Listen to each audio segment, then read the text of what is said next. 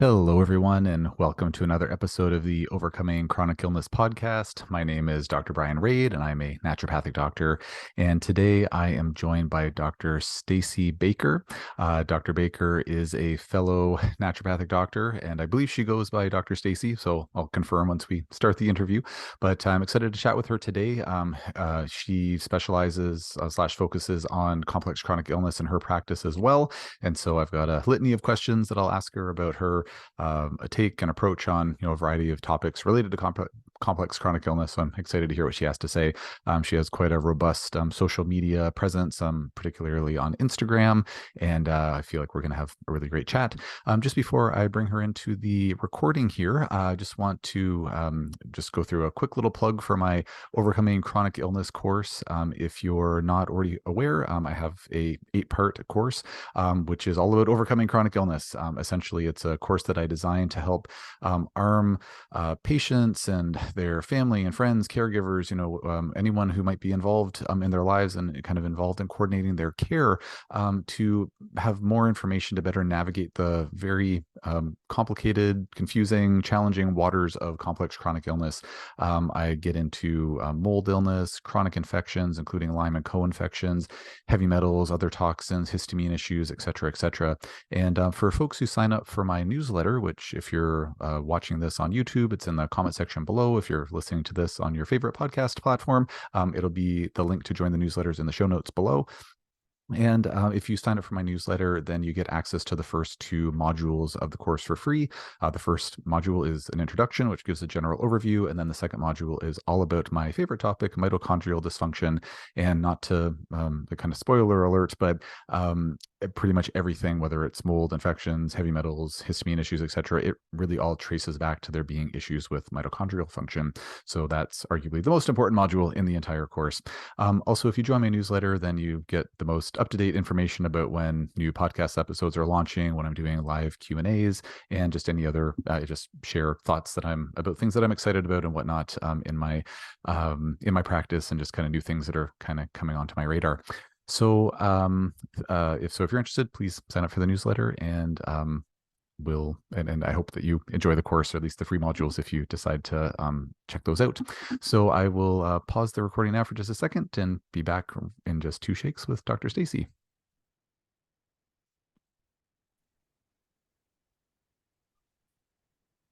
All right, everyone, I'm back, joined by Dr. Stacy. Dr. Stacy, thanks so much for joining me today. Would you mind terribly just telling the folks listening about your background, kind of how you got involved with working with folks with complex chronic illness, and just a bit about yourself, please? Sure. Yeah, I'll try to do the express version. But first off, thank you so much for having me on your show. And it's always great to connect. So the express version is I dealt personally with a lot of chronic conditions from a very young age, actually.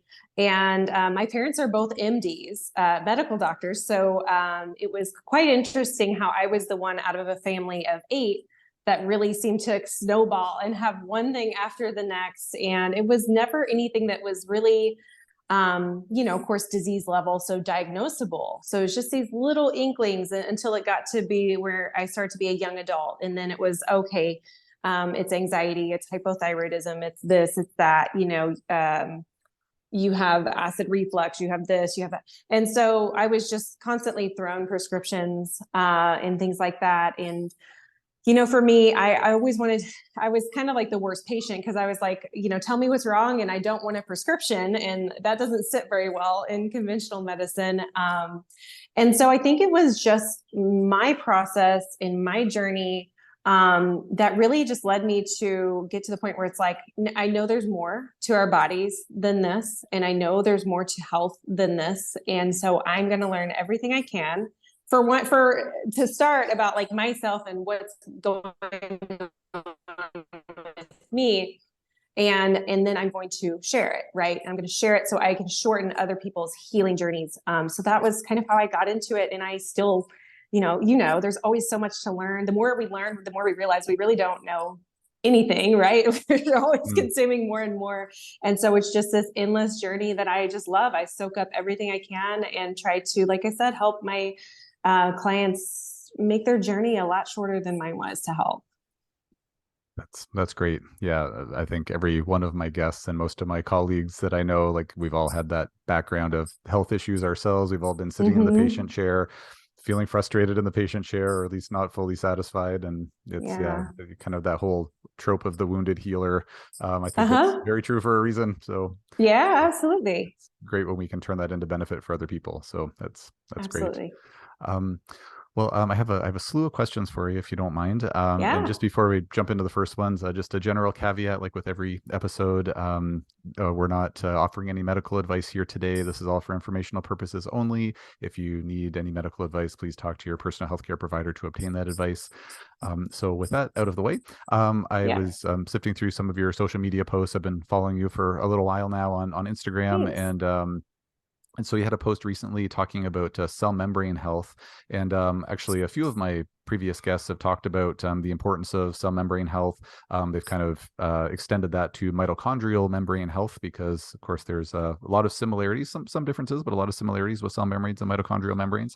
And I'm just wondering if you could share with listeners what your maybe top takeaways would be around, why is cell membrane health important and what are some things that we can do to support cell membrane health? Yeah, the easiest way to describe, our cell membranes is that it's basically our barrier, right? Of how what gets in our cell and what's able to get out of our cell. We have to have fluidity there so that we can move toxins out, we can move nutrients in.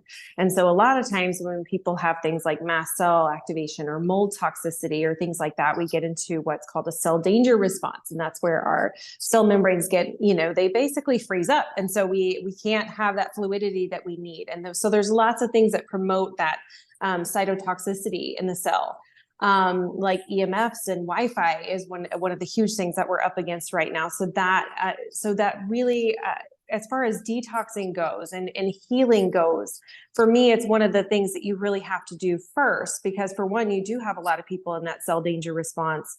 You have a lot of people with nutrient deficiencies and the toxicities that have to move out of the cell, like the heavy metals and all of these other stealth pathogens that we're dealing with.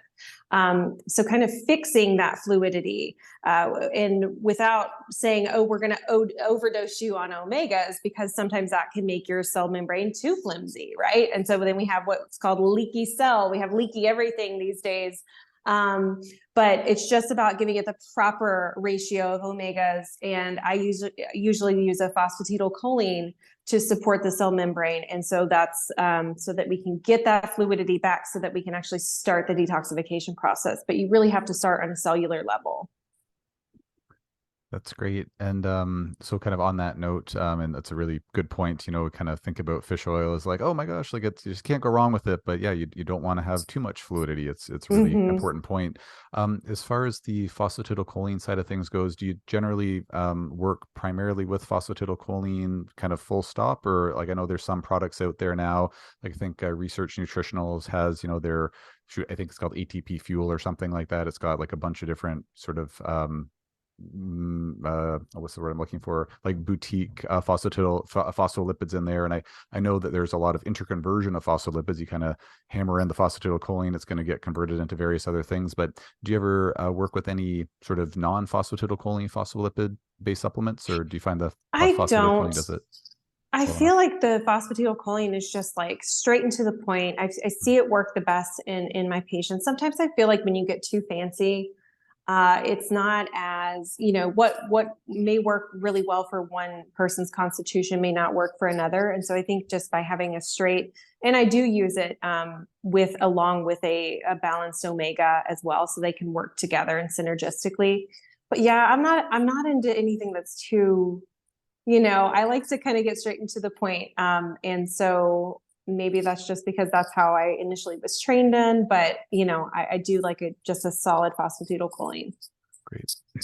Yeah, to be honest, I've seen I think there's at least one paper, maybe a couple of papers published on it. I think it's either ATP Fuel or 360 ATP or something by Research Nutritionals, and the results look good. It's like, oh, there's Mm-hmm. significant improvement in folks, I think, with chronic fatigue syndrome or something like that. But I've kind Mm-hmm. of pulled some of the Facebook groups I'm a part of with other clinicians on there. I've said like, hey, like who's had good experience with this? And I remember one person chimed in saying it's been really, really helpful. And it's like, oh, great. Like, how many patients have you used it with? Like, how how often does it help? It's like, well, I've just started using it on myself and it's been like 2 weeks, but I think it's helping. It's like, like that's, that's fine. That's good anecdotal info, but like, I Sure. haven't heard Clinically, anybody, yeah.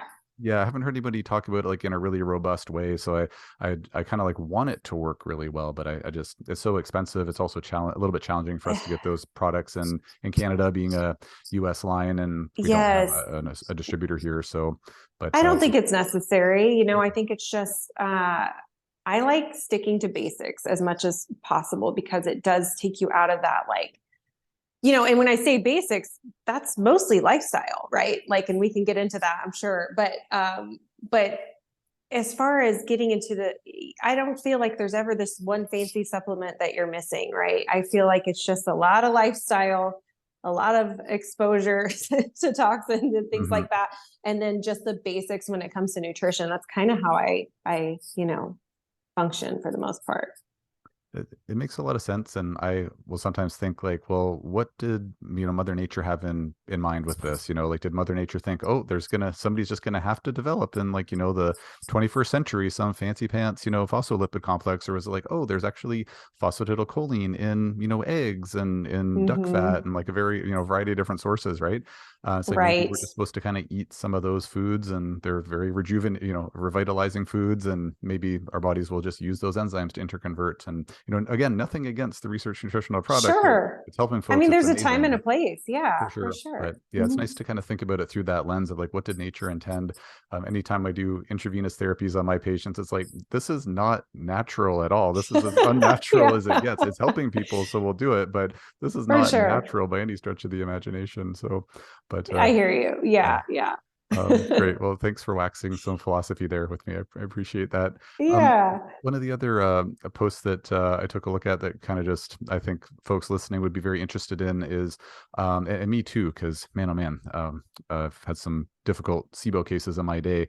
Hmm. But you had a post about, why does SIBO keep coming back? And would Hmm. you mind just speaking to why a patient might have like a recurrence of SIBO, and I'm not sure if you differentiate between a SIBO that keeps coming back versus a SIBO that won't go away in the first place. So maybe if you don't mind speaking to those two different scenarios, unless they're kind of identical in your books in terms of how to troubleshoot them.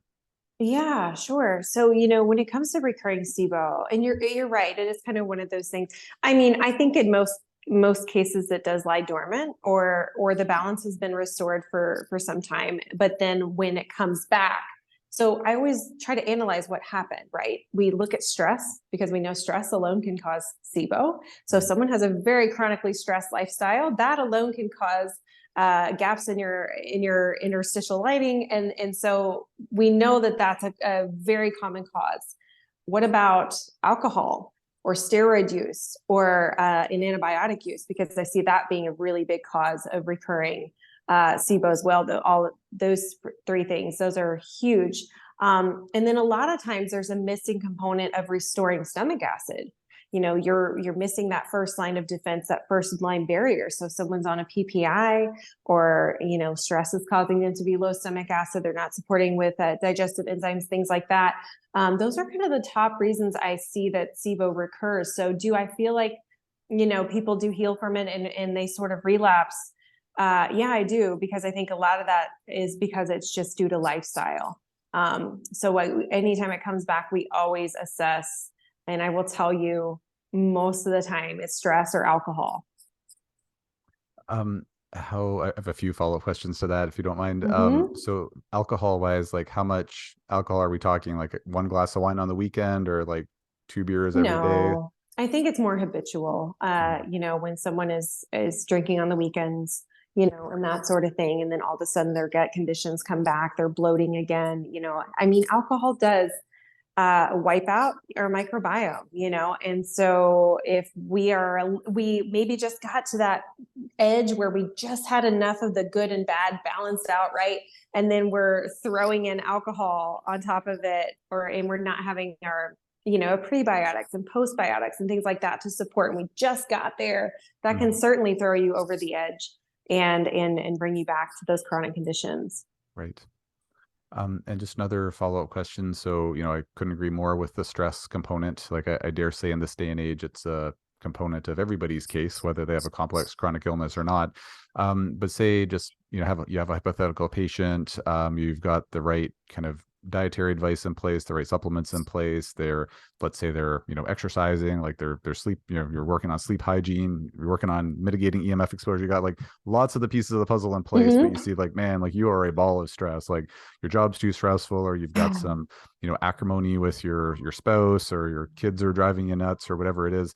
What would be some of the go-tos that, would you kind of counsel them through that yourself, or would you be referring for amygdala retraining, cognitive behavioral therapy, you know, some other type of counseling? Like, what would your go-tos be to help give somebody advice to start working on that stress?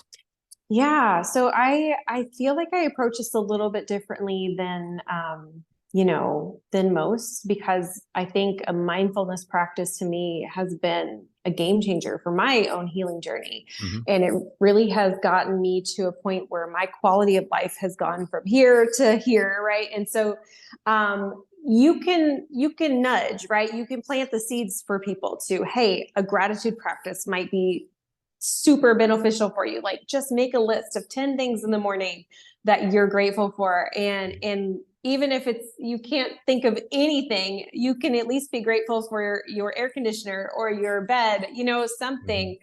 And so that's something that, you know, I try to say, hey, you know, take 10 minutes to yourself. Get up 10 minutes earlier before the kids get up. Like, just practice mindfulness, to read a book, do something that you love to do. And what's wild is that we live in such a time where that has to be like prescribed by me, right? 10 minutes? That is wild. It's insane, but true. But yeah, so now the people who, you know, sometimes it is like, sometimes you have to get a little bit into the work, right? You got to get them on magnesium, and you got to get them like at least like kind of out of that chronic fight or flight somewhat, as much as you can. So sometimes you do have to do that before they kind of like wake up and like, oh yeah, I enjoyed these small things in nature and this and that. So sometimes you do have to calm them down a little. And then for the people who really, I can tell they're just not prioritizing themselves, they're not really doing those stress management things, they're not spending time in nature, they're not getting sunshine, which those are the best healers of all, right? DNRS or Gupta are great programs to kind of work with some of that neuroplasticity, rewiring that survival mechanism, that fight or flight response. And that can be really helpful with anxiety, depression, you know, any of those sort of things, because most of that is just a learned condition response to our environment. And so that's why I always try to push mindfulness first, because it's like if you take yourself out of your environment and you focus on the internal things, then the environment doesn't matter, right? But it's hard for people. And I know it's hard. It's hard when you're in survival to really put two and two together. Mm-hmm. Yeah, definitely. Just circling back to the gratitude piece, which it's great that you mentioned that, because I've certainly found in my own life, having that, you know, it's cliche, but you know, that attitude of gratitude, like it's really profound. And I haven't really fact checked these things, but I mean, I've certainly seen some, you know, social media posts about like, oh, like, you know, we all had like a spirit of gratitude around this glass of water, and then like, you know, the molecules under a high power microscope look just lovely and form like beautiful snowflakes, and then we were all around the water and we were thinking angry thoughts, and like the water just looks really disrupted, and various other things like that. So I mean, if that's, you know, an objective metric of like gratitude, the vibes of that are good for us, you know, that's one way to look at it. But say if you're chatting with one of your clients, and you're saying to them like, you know, we should write 10 things you're grateful for, like say just as a starting step. How do you explain it to them, like that this is going to be a good thing for you? Like, what's kind of your angle that you present? If they're just like, okay, I'm like a type A, I'm frazzled, like why the heck are you wasting my time writing 10 things I'm thankful for? I feel sick. You need to hear me. Like, that's why I'm here. What's your kind of explanation for that, if you don't mind? Like just getting on that side of it. No, that totally makes sense. So gratitude and I would say a meditation or mindfulness practice for me, I tell them like, look, it kicks you into a parasympathetic state.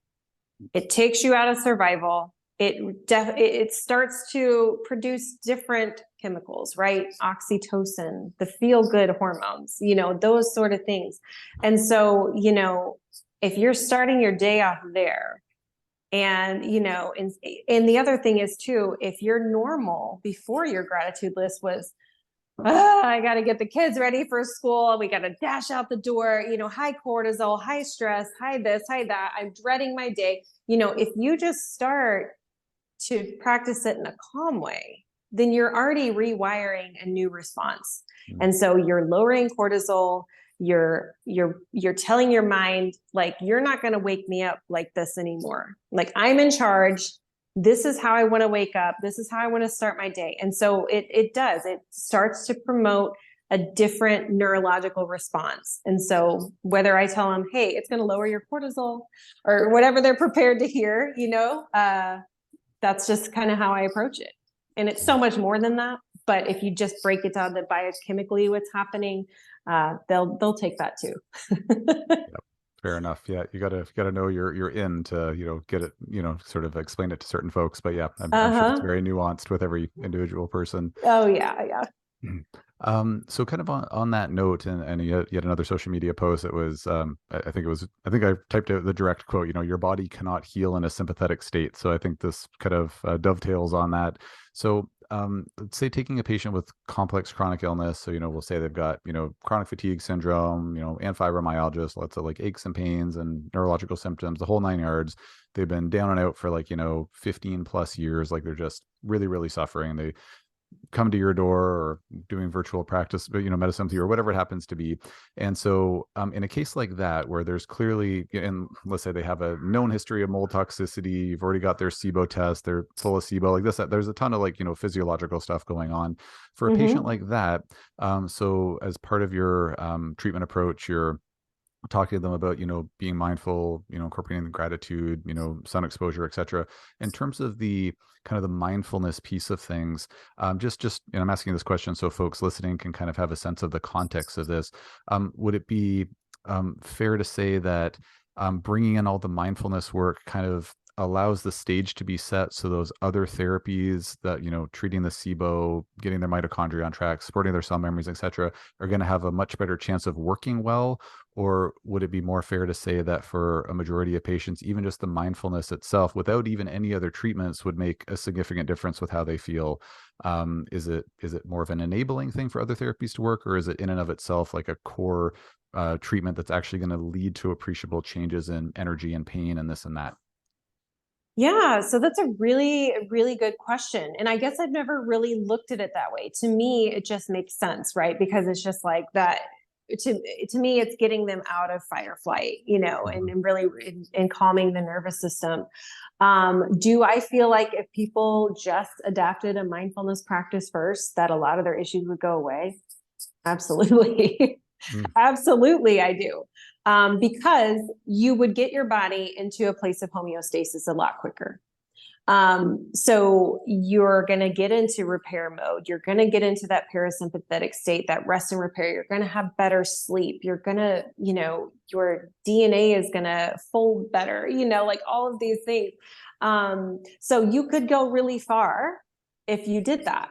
However, we are in a very allopathic, mentality. And I'm sure it's the same there as well. We want labs. We want to know what's wrong. We want to check off these boxes and we're going to fix them, because that's what we're taught. We're taught something's wrong and we just check off that list. And so for me, it's important to explain the mechanisms of these practices, but they also will, of course, like you said, make the other things work better because they're still getting into that homeostasis. They're still getting closer to that restful, reparative place. So yes, it's kind of twofold.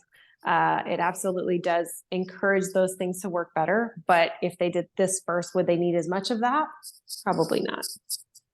Okay, that's great. And I have to assume that folks listening to this who might, like, as I'm sure you probably run into the same thing with your social media following, getting messages from folks or comments on your post saying like, oh, like, I really want to find a doctor, but like, I can't afford anyone and there's nobody in my area. And maybe there's, I don't know, for whatever reason, not a telemedicine option or something.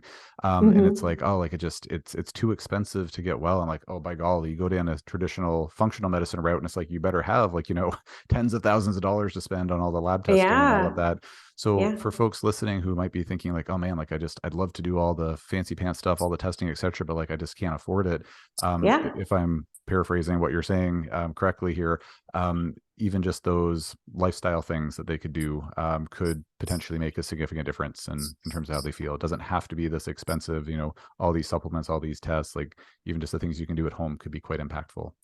Absolutely. They are the things that get you to that point and the things that keep you there.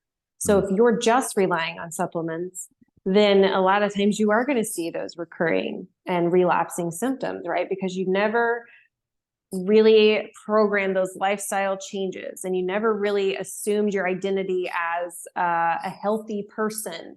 So we mm, have these constructs, in our mind mentally, and we don't have the habits to back them up. And so that's why we see a lot of relapsing issues. And so a lot of that is that, I always say the mentality of a sick person is one of the root causes of a lot of chronic illness. mm. Well, I can definitely say from my own experience, I've had a number of patients where, they've improved a lot, like with, the right, getting rid of the mold, treating the infections, getting rid of the SIBO, et cetera, making a lot of those changes. But I've had a number of patients, quite a few, where, they maybe get to like the 75, 80% better point, and then they kind of hit a plateau. And sometimes it's because we haven't figured out the next thing. But in many Mm-hmm. cases, it's that, it's around that time. It's like, well, let's really look, are you actually, exercising? Like, have we delved into your sleep enough? Like what's happening with your Mm-hmm. diet? We kind of revisit that. And in these same patients, it's like, oh, I'm like 75, 80% better. But then when I try to wean off of, all of my supplements or a significant number, like I start to backslide, as kind of as you were saying. It's like we're Mm-hmm. supplementing them with these things to bolster them, but it doesn't replace, it's a supplement. It's not a replacement for Sure. all these healthy lifestyle habits. So I think it's a really good point to bring up. And yeah, just the synergy with the treatments that we, folks might be, working with. I think it's a win-win really to bringing these Mm-hmm. things into the mix. Yeah, Yeah, absolutely. that's great. Well, thanks for thanks for chatting about this with me. This is really Mm-hmm. really important. I'm gonna switch gears here a little bit just so we can cover some other topics. I never Yeah. get through my question list, and I'm not going to with you either. But we'll do our best. So one of the things you mentioned earlier, which was one of the questions I was going to ask you about, is trying to find there's the question now.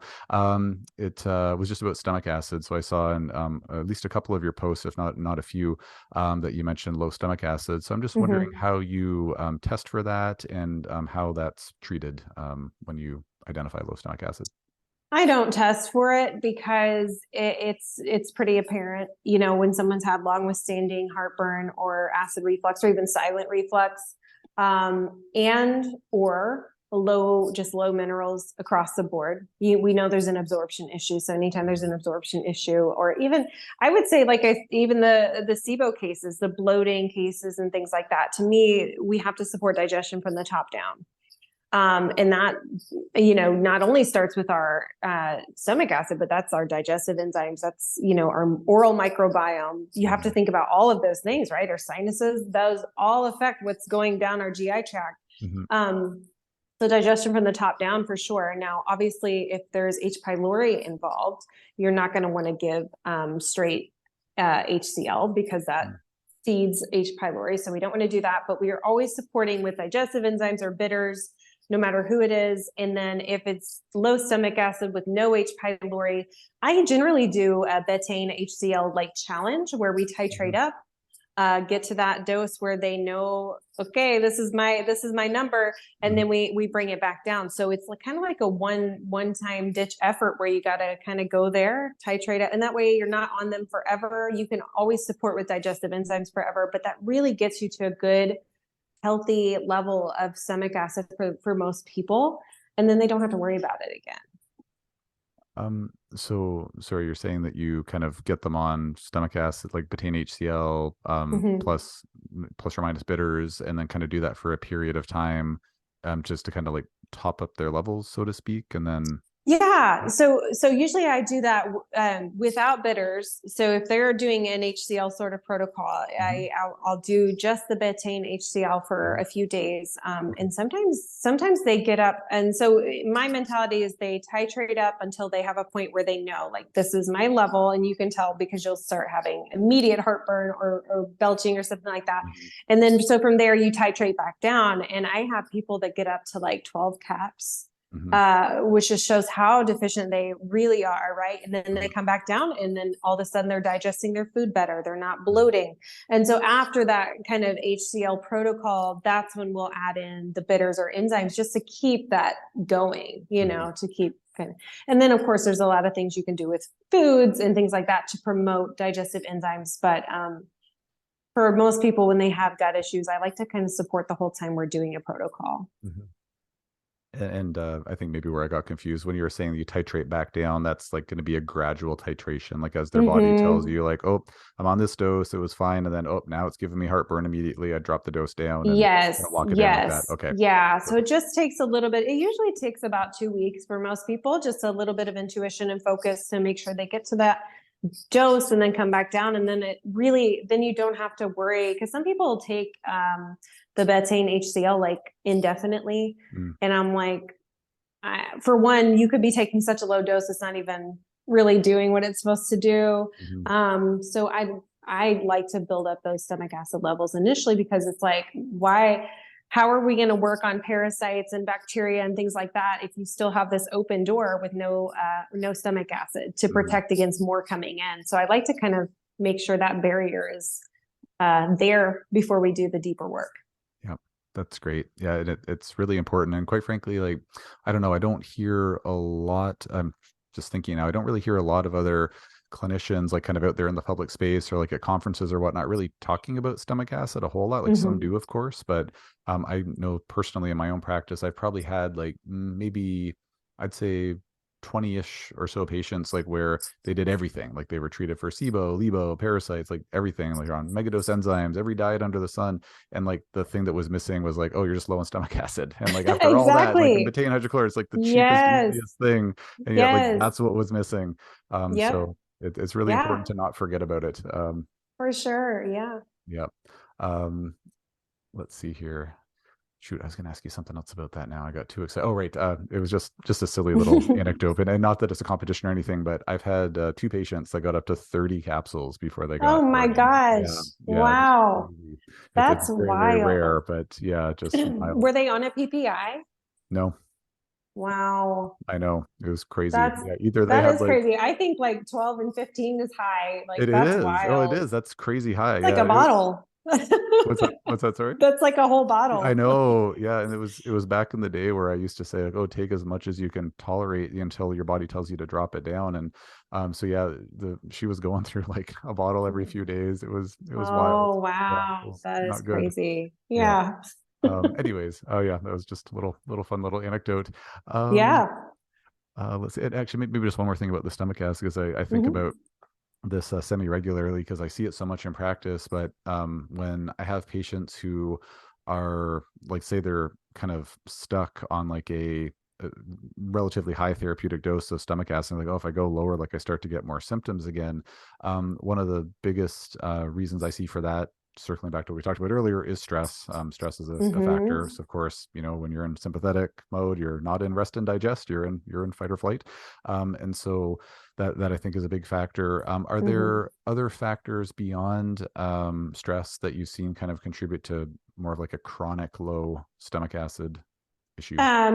I think it just mineral imbalances, of course, and then stealth pathogens, so parasites, things that haven't been addressed yet. And sometimes you can't get stomach acid levels to where they need to be until the H. pylori is gone, right? Until you find that balance in the gut and things like that. So I'd say it's usually stealth pathogen related or just like the imbalance in minerals. Sodium's a huge one.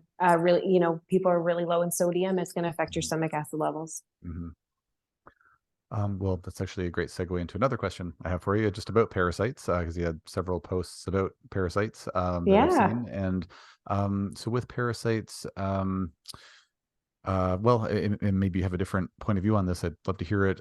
Generally, what I've seen from looking at the research literature and what I've heard from, the majority of folks at conferences, et cetera, there's really laboratory testing for parasites is not very reliable. It's not very good at picking up the parasites. It gives false negatives a lot of the time. So I guess two-part question. One is, would you agree with that, or do you have a different experience? Do you know about a magical lab that can test for things more effectively? And how do you, if you don't have a reliable lab to tell you to treat, then do you do a therapeutic trial of some sort to look for parasites? Yeah, so I don't believe there is a good lab because for one, they're testing. I've had clients taken a sample that clearly has parasite in the Mhm. stool, and it still comes back negative, and you Me can too. see it. Yeah. So weird. So weird. Yeah, it's okay. But what people need to understand is they're testing for like 80 species or something on Mm. most tests, and there are literally like millions at this point. And so the only test I've seen that like kind of test for a lot is from Germany. I have a patient out of Germany that was like, Hmm. I know I have parasites, and by God, I'm going to find them. And so they did, but I think it was all experimental, and they did test for like at least a couple thousand Wow. different parasites. Wow. Yeah. She That's was really crazy. trying to, I mean, she was determined, and she I was really, guess. she knew something was up, and a lot of times people are gonna just kind of gaslight you and say, your test is negative, so no, I don't test. And It's sorry, not Dr. worth it. Stacey, if I interrupt for just one sec, I know Sure. some listeners are going to be like, well, what's the lab? Like, because they're like, I'm going to find that parasite too. Is it a commercially available test, or was she calling in a favor from some No, it was German actually, biochemist friend? yeah, it was actually at a university in Germany. So it's Oh, not something wow. that people Okay. can find. But Yeah. it's not, even if it was available, just run through parasite work. I You know hear what I you. mean? I We hear you. all Yeah. have them. Like it's going to be thousands of dollars to find a decent parasite test. So it's like, um, just we all have them. Let's just Mm. find balance with them. So And just on that note, could you just kind of qualify, like you said, like we all have them, like what would the clinical signs or symptoms be that we all have them, and how would you know that you've kind of purged them from your body successfully with an anti-parasite protocol? yeah, for sure. So, we're more bacteria than we are human cells. And so it is really important to know that if there is an imbalance in bacteria or parasites, and, parasites aren't always just worms. And I think people think, a lot of times they are, but I think a Mhm. lot of times people think like, oh, third world countries, worms, and all these things. But we have intracellular parasites.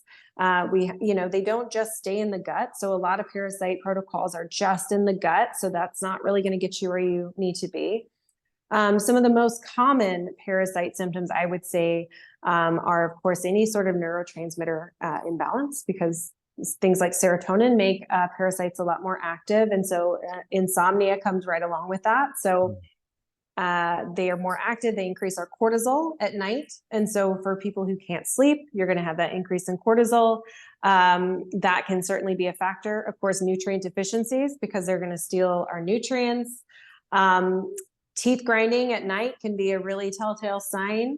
So those are kind of like the big heavy hitters. And then, the way I try to tell people to be intuitive is, um, you know, are your symptoms getting worse around the full moon? Because parasites are more active around the full moon. So if that is a thing and you feel like your anxiety, depression, insomnia, GI issues, things like that get worse around the full moon, that's going to be a pretty clear sign that we need to find some balance. And so it is all about finding balance. Are we ever going to get rid of all the bacteria in our body? No, because then we wouldn't be here, right?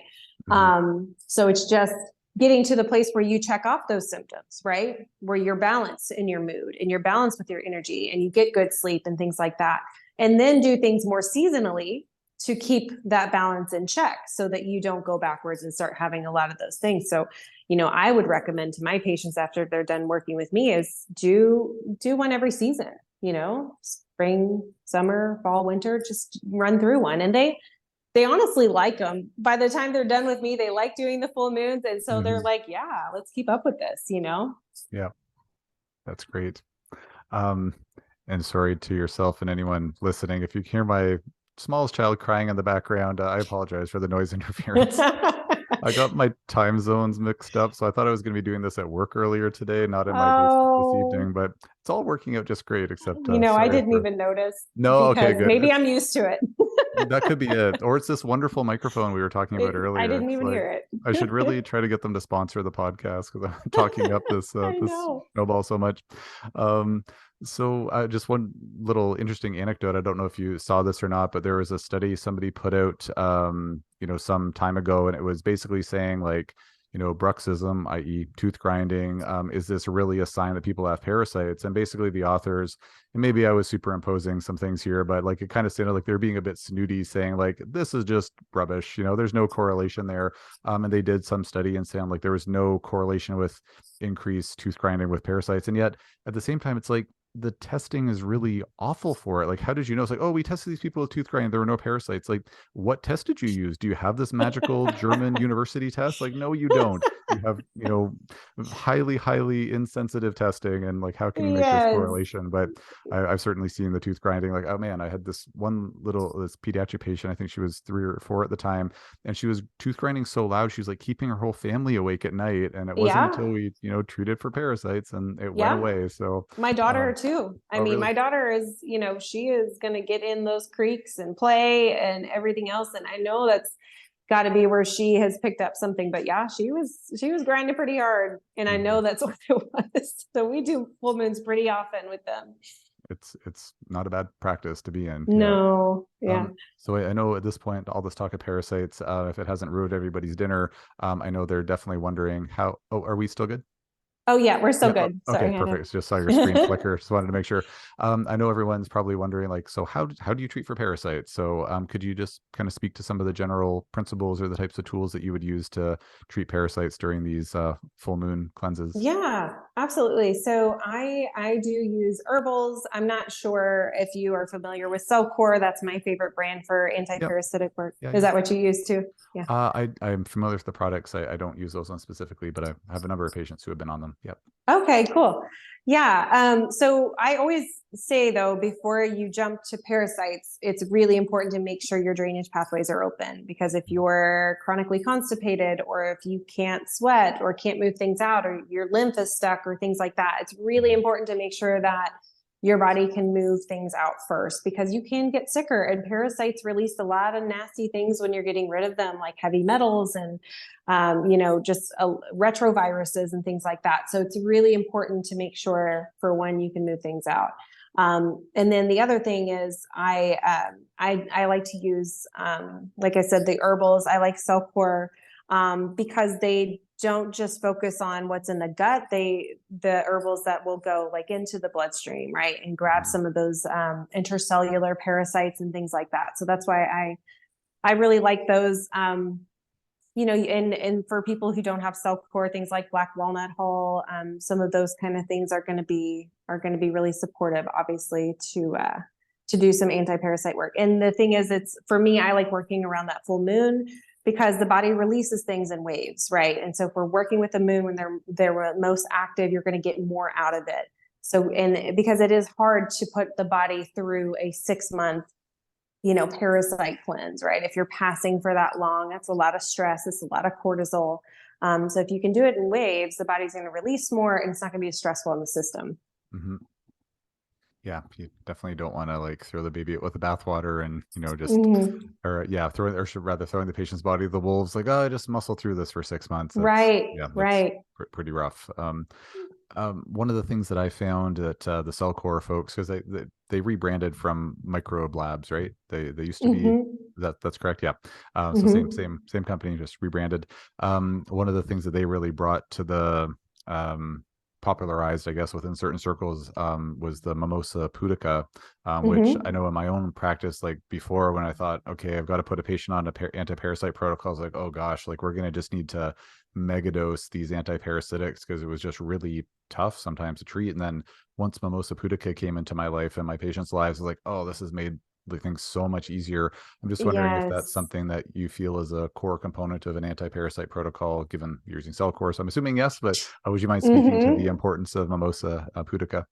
Yeah, the way I explain it is it's kind of like it's like a sticky seed, right? And if you put it in water, you're going to see that it really stretches out and it gets really sticky. And so what it does is it gets in that GI tract and really pulls things out on the way out. So you take your parasite products and then you take that mimosa pudica seed to come kind of right behind it. And then you're really working, synergistically to make sure that you're getting everything in the biofilm, all of those things out of the digestive tract. It's been so amazing. I had a patient the other day tell me they passed like a 5-foot long something or the other. Wow. Yeah. The last full moon. And I'm like, yeah, that wasn't pudica seed. That was definitely something that has been with you for a long time. It's wild. Yeah. Along being the key word there. That's Yeah. better out than in, but man, oh man, that's might need some Right. DNRS after that. That's a little traumatizing, I think. Yeah. Yeah, no, it's been, I describe it to my patients in a very similar way. And I usually describe it as Spider-Man webbing. Like it gets so sticky, like, or for folks who aren't familiar, if you've never played with it in water before, like some weirdos like us probably have. It's kind of like when you soak chia seeds, but if the chia seeds just all stuck together and became like basically like Spider-Man webbing, that's essentially what it is. And it's so unique. Like I reached out to the company where we buy a lot of our herbs from, because we make our own herbal tinctures. And I said, like, do you know of any other herb that has similar properties? Because like I've just never come across anything that's even close to like having that property to it. And I haven't found anything else like it before. If we ever lost access to mimosa, like I don't know what I would use to replace it. So I know. So it is hopefully really we never good. lose it. Yeah, we won't. I'm not anticipating we will. Just I've been around long enough where there's some products that I was like, oh, I used to rely on that. Now we don't have access to it anymore. So just hoping for the best, planning for the worst. But anyways, yes, for sure. Hopefully mimosa will be with us for a long time. Yes. Well, we're kind of rounding the bend on our time together, Dr. Stacy, and I've, if you don't mind, I've got a few rapid fire questions for you. I've kind of just you're the first interviewee that I'm going to try these out on, if you don't mind. But I think they'll be kind of fun, and we'll see how it goes. And if it's not good, well, I don't edit my videos, so we're just gonna have to deal with the aftermath, I guess. It is what it is. Thanks for being a good sport. Okay, so here we go. So if you could only prescribe 3 supplements slash therapies, so like if your whole speaking of losing access to things, so you could only have like 3 supplements or therapies for the rest of your practice career, heaven forbid, what would those top 3 therapies be? Or supplements. So like lifestyle or supplements or both? It's a fairly open question. Yeah. Okay. So obviously mindfulness practice has my heart. Magnesium is my favorite, and methylated B complex. Those are my 3 favorites. Okay. Those are good choices. Yeah. Magnesium would definitely be on my top 3 list too. You can't live without it. In terms of the methylated Bs, is that from a from what perspective would that be on your top 3 list? We're to the point where we're getting to be close to 60% of the population having the MTHFR mutation. So it's just for overall methylation support, your B vitamins are going to support that. They're going to support energy, liver detox, all the things. So that's going to be up there for sure. Fair enough. Yeah. Great. Let's see. Next one. Sorry, kids are being so loud upstairs. I'm glad you guys can't hear it. It's not loud. I'm so glad. I'm so glad. Let's see here. Okay. If what are some supplements or therapies that? Oh, right. Yeah. So, what are some supplements or therapies that didn't pan out the way you hoped they would? So it was like the latest and greatest, and you're like, I was so excited about this, and I tried it with half a dozen patients or a dozen patients, and man, it was a swing and a miss. Anything you were? I wouldn't say anything new per se, but I would say anytime I try to incorporate just some bioidentical, like progesterone or something like that, and like the stress is still there and the cortisol is still there, it's just not worth anything. It's really not worth anything. So I would say hormone problems are usually not hormone problems; they're usually cortisol problems. So I think that's probably the only thing I'm like, I know how to dose this and whatever, but it just doesn't really do anything. Not if you're not addressing those lifestyle things that are really just draining that progesterone. Okay, great. Let's see here. And what are you the most excited about in medicine slash health right now? I am I'm excited because I think there's a lot more awareness of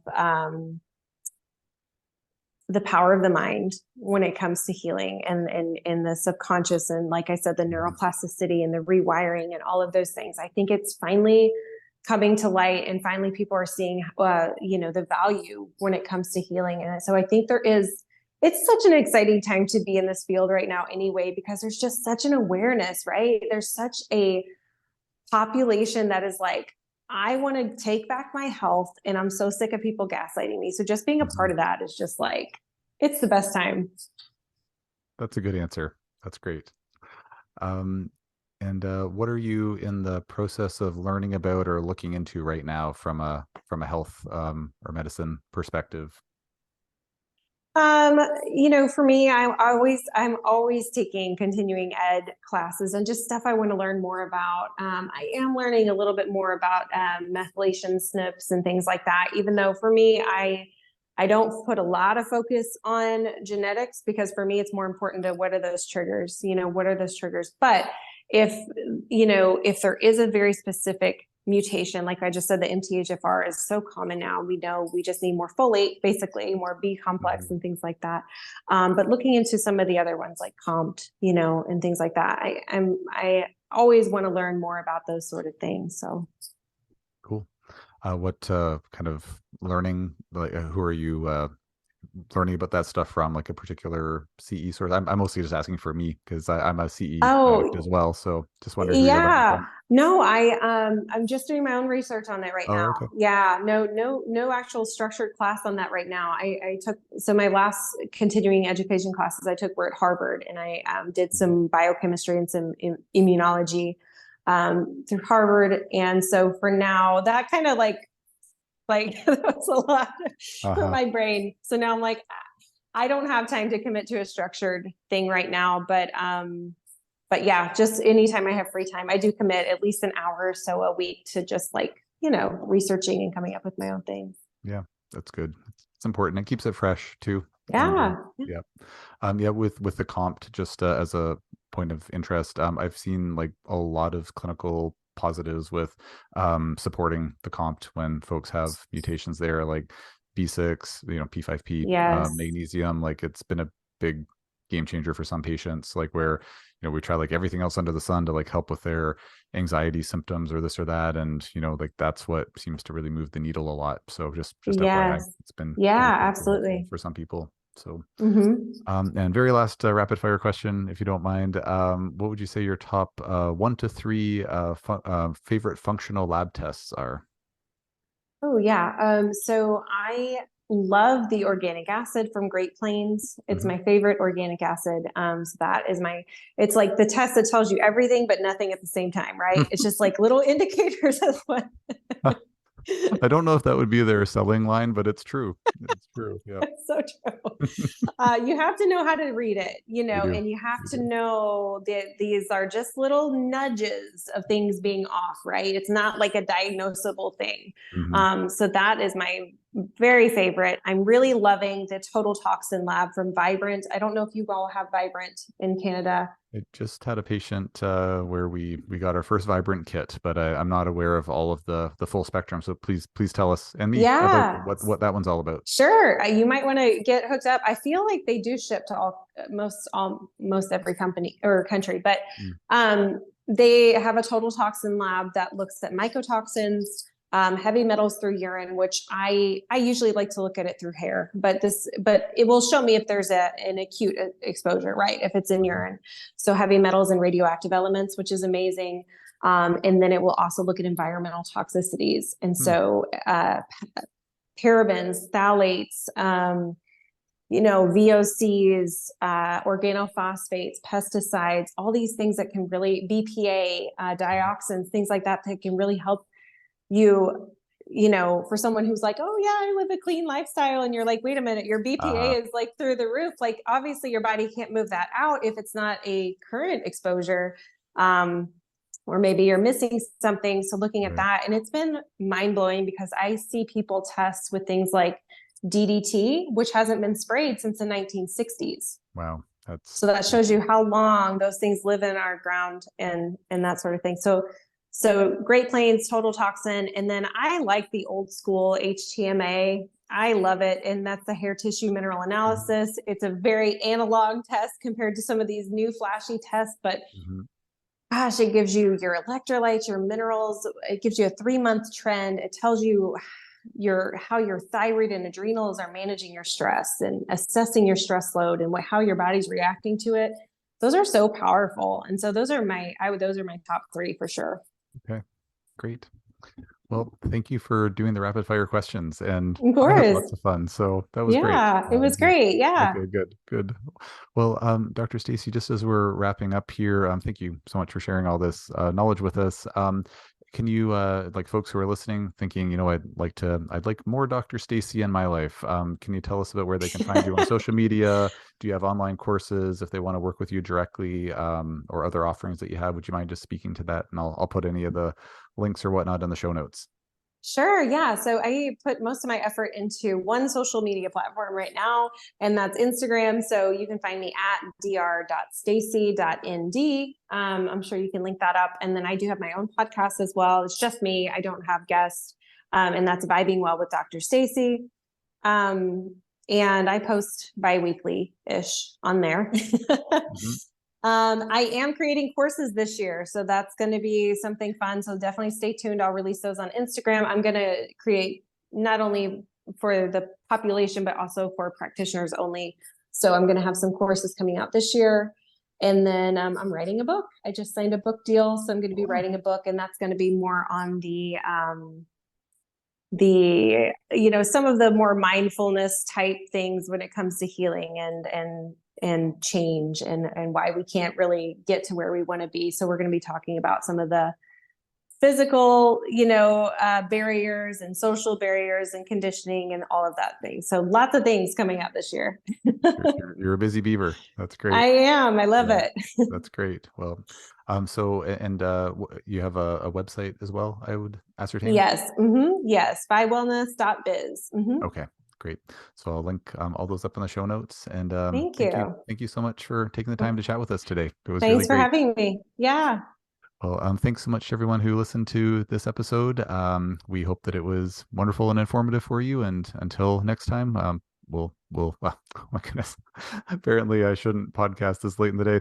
I hope that we'll see you at the next Overcoming Chronic Illness podcast episode.